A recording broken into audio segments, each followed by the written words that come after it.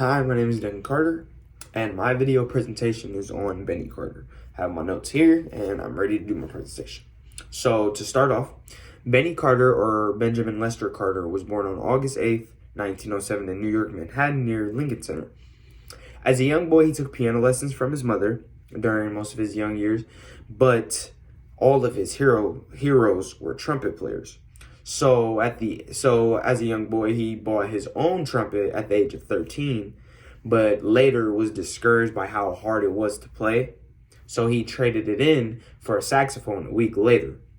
And then, of course, became a fine player on the saxophone due to a lot of practice and a lot of teachers.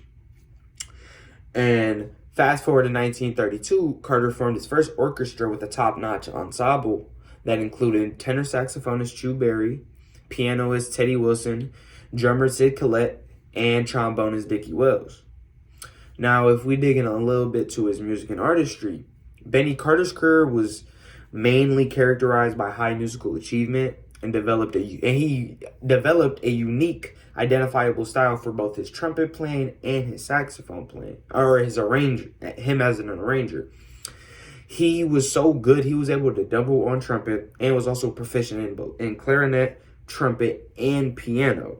Even though piano was something that, he didn't really want to play growing up. It was more so he just took the lessons.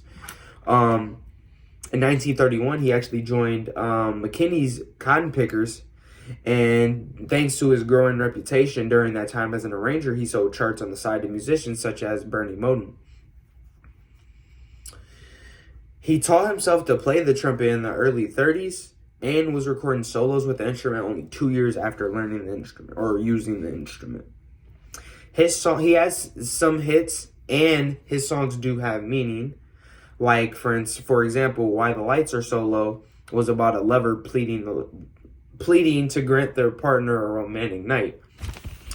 Now, if we get into their impact and influence on society and jazz itself, Benny Carter had a huge influence and impact on jazz and society in general.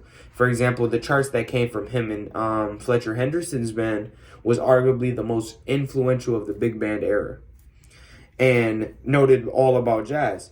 He created the big band model of contending brass and reed sections, anticipated harmonic trends that would later appear in bebop.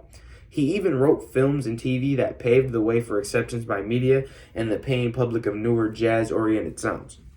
He also helped integrate the Musicians Union when he first formed the first integrated band in Europe, and was also instrumental in discovering amazing historic talents such as Billie Holiday and Ella Fitzgerald. He helped define the sound of saxophone in general.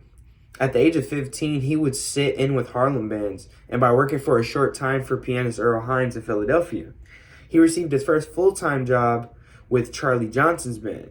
He learned to arrange actually by spreading blueprints of a composition on the floor, and then writing the individual part for the trumpet, for the saxophone, and any other instrument, and many more instruments.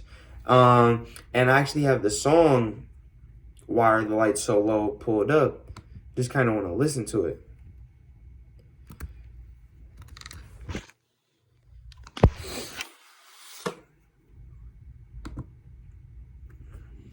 Sorry, it's taking a little second to load.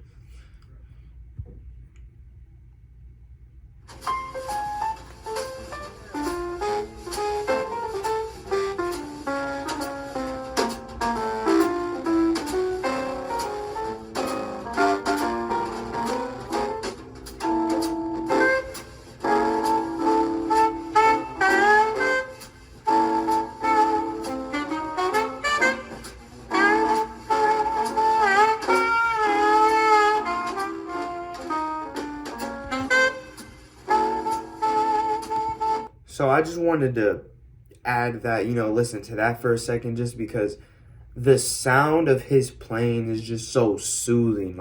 His style of play is so soothing and so smooth. Yet you can still kind of hear the little improvisations, but his smooth playing, it goes into everything I was just talking about. Like, he was so great, and the complimenting from the drums and it just all sounds wonderful. And this was, and researching Benny Carter and learning all this new stuff about him really opened my eyes to the other jazz musicians out there that I didn't know about. So this concludes my video presentation about Benny Carter, and I had a lot of fun actually researching and getting to know more about him. Thank you.